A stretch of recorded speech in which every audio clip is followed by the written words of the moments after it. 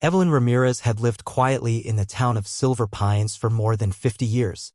The kind of woman whose kindness stitched together a small community, known for the flowers she left on neighbors' porches, for the way she hummed hymns as she carried groceries home from the corner store.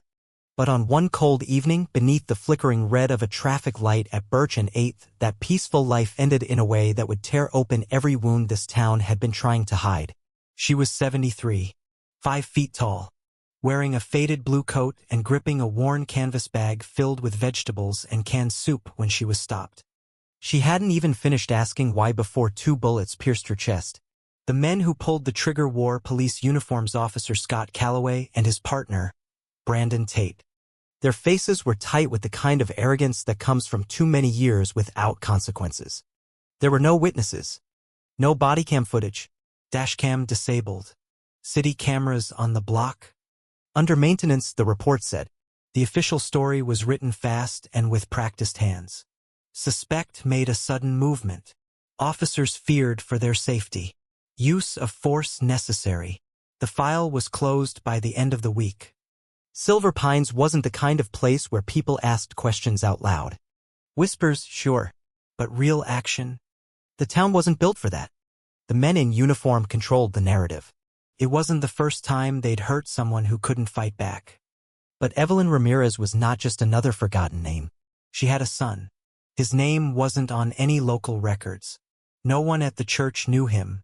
Most neighbors assumed she only had a daughter and grandchildren out west. But there was another child. One Evelyn never spoke of after he left home. A son who had seen too much war, who had learned to become invisible, whose name had been erased from military rosters the same way his presence had been scrubbed from her life. Daniel Ramirez was a ghost long before his mother died. But when the call came, when a neighbor shaken and stammering told him that Evelyn had been shot during a routine traffic stop, that something wasn't right, that the police weren't answering questions, Daniel didn't cry. He didn't shout. He packed a small bag, holstered a suppressed sidearm, folded the only photograph he kept of his mother into the pocket over his heart, and drove straight into the place he swore he'd never return. He arrived at midnight, the streets of Silver Pines slick with rain. The spot where she fell had already been scrubbed clean. But the stain of what happened there hadn't washed away. Daniel stood at the intersection, knees pressed to the asphalt, hand flat on the place where her blood had pooled. His head bowed low, not in grief, but in calculation. Evelyn hadn't deserved to die like that. And the men who murdered her weren't going to disappear into silence. Not this time. Calloway and Tate went back to their routines like nothing had happened. Same patrol routes. Same seats at the late-night diner. Laughing over black coffee and sugar packets. Confident they were untouchable. Because in Silver Pines, they were. But Daniel didn't come home to ask questions. He came to answer them. Over the next few nights, he studied their every move. Patrol patterns, smoking breaks, detours to the liquor store. He timed their stops, mapped their routes, logged their behaviors in a code system he'd designed back when he was hunting men who never wanted to be found. Compared to those targets, Calloway and Tate were amateurs. He wasn't in a hurry. He knew better than to rush. This wouldn't be a headline. This would be a lesson. What Daniel didn't know, what none of the officers knew, was that someone else in town had noticed the cracks too. Officer Ethan Cross, new to the force, idealistic, still believing the badge meant something more than power. It hadn't taken Ethan long to realize the department was rotten from the top down. But like everyone else, he'd been told to stay quiet. Until Evelyn. The night she was killed, Ethan saw the body. Saw the angle of the entry wounds. The distance.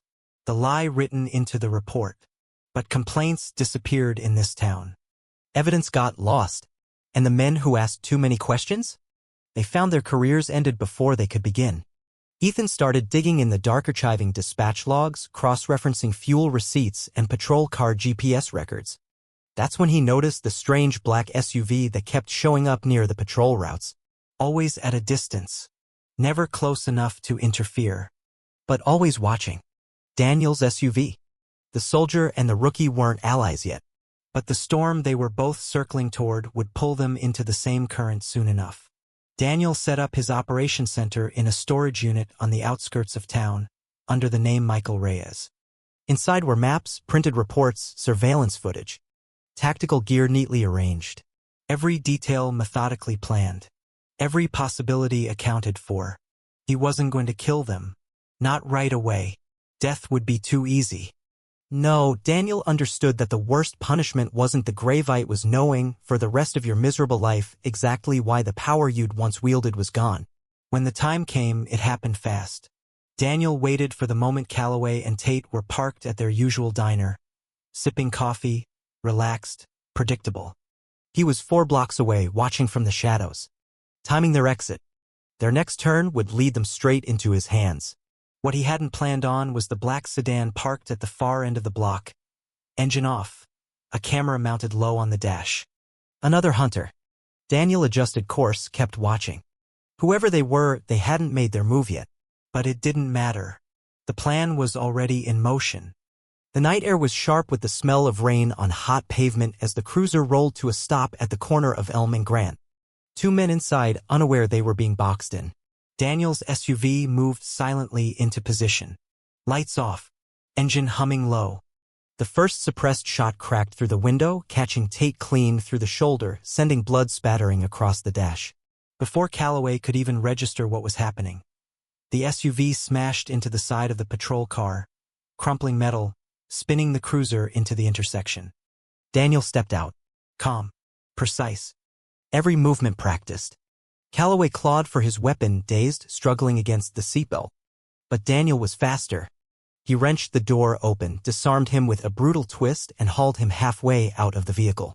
Calloway gasped, trying to plead, but Daniel silenced him with a strike to the throat, not enough to kill, just enough to make breathing a memory. And then came the words, low and steady, "You're not dead. But you'll wish you were." Tate didn't fare any better. Dragged from the passenger side, pinned beneath Daniel's knee, choking on the weight of his own panic. Daniel showed him the photograph. His mother's face. Pressed it to the back of Tate's head as the man sobbed, trembling, broken. "This is who you erased," Daniel whispered. "But I remember. And now you will too." He didn't kill them. He left them there, battered, maimed, stripped of their power in the most permanent way possible. Bodies intact, spirits shattered. But Daniel's fight wasn't over. The real machine, the network that fed corruption through Silver Pines, ran deeper than 2 crooked cops. And they were expecting him. What followed was a reckoning that spread like wildfire. Names were exposed. Files leaked. The cartel ties that had wormed their way through the department and into the mayor's office couldn't hide behind small-town silence anymore. And when the final shots echoed through the hollowed-out remains of an abandoned factory on the edge of town, justice wasn't written in court filings or press releases. It was written in fire. The town of Silver Pines would never forget Evelyn Ramirez. Her name painted across the mural that rose on the wall of the old corner store. Her smile framed in the local cafe where people gathered to remember not the violence but the choice to finally stop being afraid. Daniel Ramirez was never seen again. But his message stayed. Not vengeance. Not bloodlust. A reminder. A warning. That silence, once broken, must never be allowed to settle again.